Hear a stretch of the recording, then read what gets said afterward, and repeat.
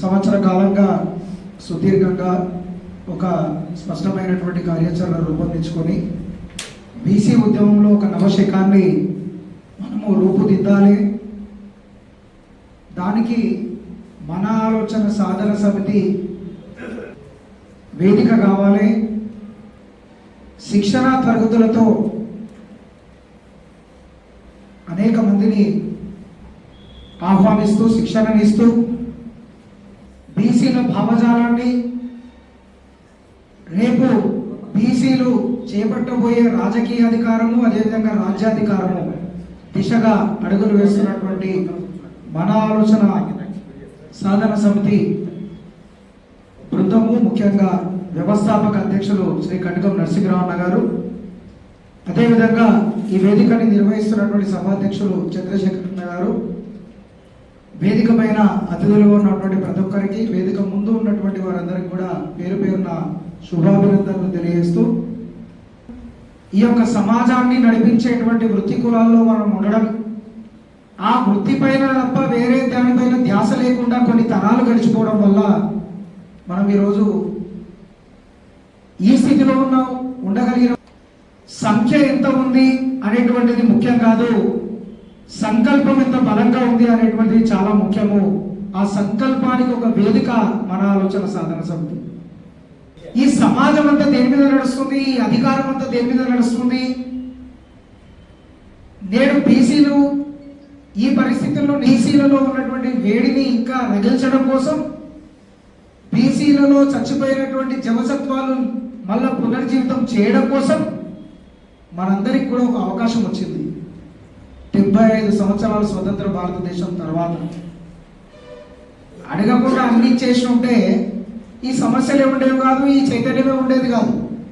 ఎవరెక్కడ పోయినా మా దాంట్లో ఒకరు ఎమ్మెల్యే అయ్యారు, మా దాంట్లో ఒకరు ఎంపీ అయ్యారు, మా దాంట్లో ఒకరు ఎమ్మెల్సీ అయ్యారు అని అందరు తృప్తి పడేది. ఒక రైలు కదా పోయి ఇంకెంతోమంది అవుతారు అని సర్ది మనమే సర్ది చెప్పుకునే రోజులు ఉండేవి. కానీ ఇప్పుడు అట్లా లేదు పరిస్థితి. మాకు రాజకీయ అధికారం కావాలి, రాజ్యాధికారం కూడా కావాలి, మా వాటా ఏందో మాకు తేల్చాలి, అది కూడా ఇప్పుడే తేల్చాలి అనేటువంటి సంకల్పంతో బీసీలు ఉన్నారు. కానీ ఓటర్ల విషయంలో కొంచెం మనం జాగ్రత్త పడాలి. ఒక్క ఓటు విలువని ఎరగా వేసి ప్రధానంగా ఉన్నటువంటి బీసీల ఓటు బ్యాంకుని కొల్లగొట్టేందుకు అనేక రూపాలుగా అనేక రకాలుగా సమాజంలో బీసీ ఓట్లకు గాలం వేసేటువంటి శక్తులు ఈరోజు ఉన్నాయి సమాజంలో.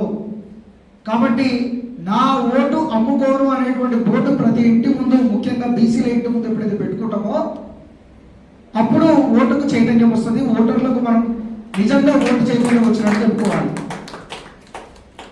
నువ్వు ఇచ్చే 5,000కు నేను ఆశపడా, నాకు కావాల్సినటువంటి నాయకుడిని నేను ఎంచుకుంటా, నా నాయకుడు నా ముంగడ నిలవాలంటే భయపడాలి. నేను నాయకుడి దగ్గరికి పోయే పరిస్థితి ఉండదు. నాయకుడే వచ్చి నాకు పనిచేసేటువంటి పరిస్థితులు రావాలంటే ఓటు చైతన్యం రావాలి.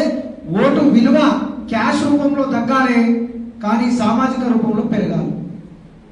కులాల ప్రాధాన్యత ఇప్పుడు కింద చూసుకుంటే పని మీద ధ్యాస తప్ప, అంటే చూడండి, ధ్యాస ఉన్నటువంటి కులాలు, ఈ సమాజాన్ని మేము నిర్మాణం చేస్తున్నాము, ఈ సమాజం ఎటుపోతుందో మేము వదిలేస్తే అని ఈ సమాజాన్ని కాపాడుకుంటూ వచ్చినటువంటి కులాలు మన వృత్తి కులాలు. కానీ మనల్ని కాపాడేటోళ్ళు ఎవరు మరి ఇప్పుడు? కాబట్టి మనల్ని మనమే కాపాడుకోవాలి. కాబట్టి మన కులాల యొక్క ప్రాధాన్యతకు మనమే ప్రచారం చేసుకోవాలి. నామోషిగా ఫీల్ కావద్దు. ఒకరి మీద అనుకూలత ఉంది, ఒకరి మీద ప్రతికూలత ఉంది. కాబట్టి ఎవరినో ఒకరిని గెలిపించుకుంటూ వస్తున్నాం. ఒకరి మీద అనుకూలత, ఇంకొకరి మీద ప్రతికూలత. కానీ బీసీలకు ఏమరిగింది దానివల్ల?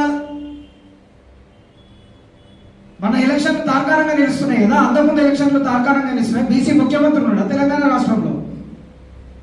తెలంగాణ రాష్ట్ర సాధన కోసం ఏ రకంగా ఉద్యమం ఉవ్వెత్తున ఎగిసిపడిందో ఆ రోజున, అట్లాంటి ఒక బీసీ ఉద్యమం కూడా ఇంకా రావాల్సినటువంటి అవసరం ఉంది. దాంట్లో భావజాల వ్యాప్తి కోసం మన ఆలోచన సాధన సమితి ఏ రకంగా క్షేత్రస్థాయిలో పనిచేస్తుంది అనేటువంటిది గత సంవత్సరంన్నర కాలంగా మీరు అందరూ చూస్తూ ఉన్నారు. ఒక నిబద్ధత కలిగి ఒక నిర్దిష్టమైనటువంటి లక్ష్యంతో పనిచేసుకుంటూ మనం ముందుకు పోతా ఉన్నాం. పోరాటం ఒకరిని తింటానో, ఒకరు మాకు ఇస్తలేరనో ఏం అడుగుకోలేదు. ఏమన్నా బీసీల ఉద్యమంలో కూడా మన బరువు ఎంత, మన బాధ్యత ఎంత, మన ప్రాధాన్యత ఎంత, మన లక్ష్యం ఎంత, తిరిగి పనిచేస్తుంటే కొంచెం సోయి సర్గంలో మన బీసీలు అందరం వస్తాం అనేటువంటి విషయాలు మనం గమనించాలి. 126 కులాలు ఉండేసరికి 10 కులాల్లోనే అనుభవిస్తున్నారు, 10 కులాల్లోనే అనుభవిస్తున్నారు అని ఒక భావజాలం ఏదైతే వ్యాప్తి జరుగుతుందో దానికి మనం ఫుల్ స్టాప్ పెట్టాలి. ఆ 10 కులాలు ఉండని ఇబ్బంది లేదు. ఆ 10 కులాలు ఉన్నాయి కాబట్టి కనీసం ఎక్కడో ఒక దగ్గర ఒక బీసీ నాయకుడు కనిపిస్తున్నాడు. ఆ 10 కులాలు కూడా లేకపోతే బీసీ నాయకత్వం అనేది ఉండదు. కానీ తెలంగాణ ఉద్యమంలో ఎన్ని వేల మంది 1000 మంది విద్యార్థులు ఆత్మబలిదానం చేస్తే ఇవాళ ఏ విద్యార్థులు రాజ్యాధికారంలో ఉన్నారు? చీమలు పెట్టిన పుట్ట కాదా అది? ఎవరు అనుభవిస్తున్నారు? ఎవరి కోసం అనుభవిస్తున్నారు? సామాజిక న్యాయం ఏమైంది? నియామకాలు ఏమైనాయి? మా ఆత్మగౌరవం గురించి ఎవరు మాట్లాడుతున్నారు? బీసీలకు ఇప్పుడు పెట్టుబడిదారులు అవసరము. మన దగ్గర చేయగలిగేటువంటి శక్తి లేనప్పుడు చేయగలిగేటువంటి ప్లాట్ఫామ్లు ఉన్నాయి, చేయగలిగేటువంటి వ్యక్తులు ఉన్నారు. ఎక్కడెక్కడ ఏ నియోజకవర్గంలో ఎంతమంది ఉన్నారు, వాళ్ళు ఏ రాజకీయ పార్టీల్లో ఉన్నారు, పోనీ ఎవరికి మనం ఏం చేస్తున్నాం పెట్టుబడిదారులుగా ఉండి?